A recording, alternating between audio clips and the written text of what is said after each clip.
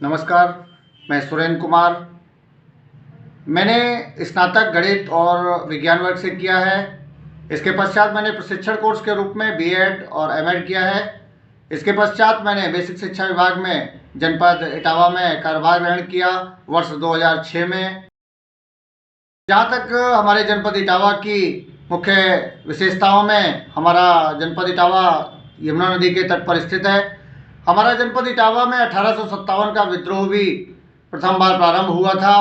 राजनीतिक रूप से भी यह जनपद बहुत महत्वपूर्ण रहा है। यहाँ से उत्तर प्रदेश को मुख्यमंत्री के रूप में श्री मुलायम सिंह यादव जी और अखिलेश यादव जी को शासन करने का अवसर मिला है।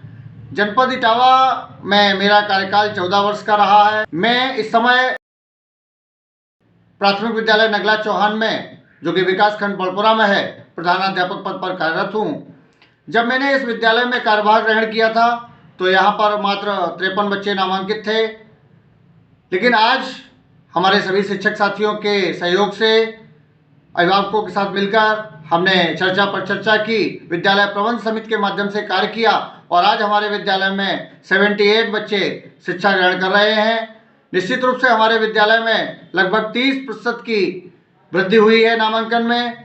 हम अपने विद्यालय में जो प्रयास कर रहे हैं गुणवत्तापूर्ण शिक्षा की, उसमें महत्वपूर्ण रूप से सभी शिक्षक साथियों का सहयोग कैसे लिया जाए, इस पर हमने बात रखी, अपने साथियों से विचार विमर्श किया।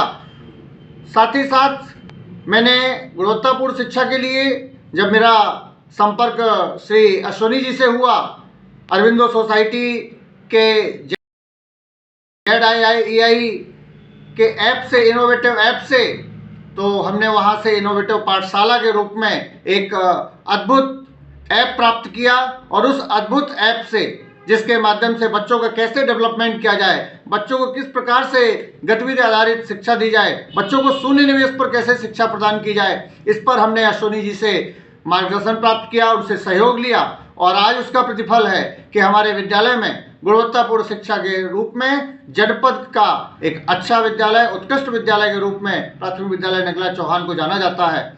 मैंने जीरो निवेश पर कैसे शिक्षा प्राप्त की जाए, इसके लिए बहुत ही अच्छी विधियों का वहाँ से ZII के ऐप से मैंने प्राप्त की। मैंने गणित में, जब हमारे बच्चे शुरुआत में मैंने देखा तो गणित में कुछ बच्चे हमारे कमजोर थे, इनोवेटिव पाठशाला के ऐप से, इससे मैंने बच्चों को लूडो के माध्यम से, ग्रिड गेम के माध्यम से, सांप सीढ़ी के माध्यम से, ऑडियो विजुअल कंटेंट के माध्यम से मैंने बच्चों को शिक्षा प्रदान की।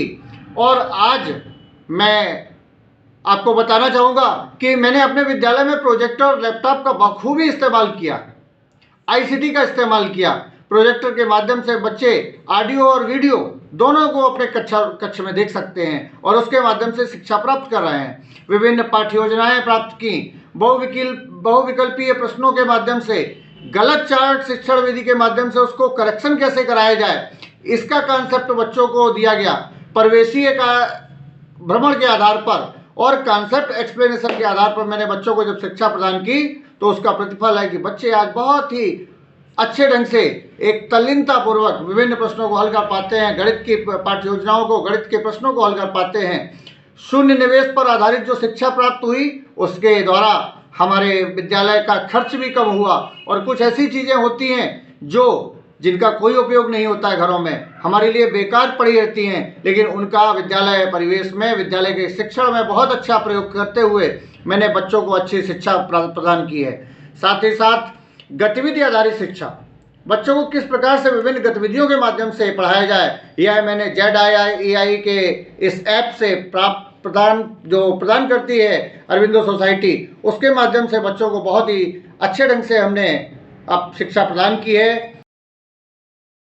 मैं बताना चाहूँगा कि अभी मैंने अपने जनपद इटावा की पहली एक रीडिंग कॉर्नर प्रतियोगिता कराई थी। हमारे डायरेक्ट प्राचार्य जी ने उसका शुभारंभ भी किया था और उस रीडिंग कॉर्नर प्रतियोगिता से हमारे आसपास के कुछ विद्यालयों में बहुत अच्छा डेवलपमेंट हुआ। रीडिंग कॉर्नर डेवलप किया गया, जिसमें हमारे विद्यालय प्राथमिक विद्यालय नगला चौहान ने प्रथम स्थान प्राप्त किया और निश्चित रूप से हम अपने विद्यालय के बच्चों को दिन प्रतिदिन शिक्षा के मानकों पर, गुणवत्तापूर्ण शिक्षा की ओर ले जा रहे हैं। इसमें विभिन्न साथियों का और अभिभावकों का जो सहयोग मिल रहा है, निश्चित रूप से इन सभी के साथ साथ मैं अरविंदो सोसाइटी और ZIIEI के इस ऐप को और अरविंदो सोसाइटी को बहुत बहुत धन्यवाद देना चाहता हूँ।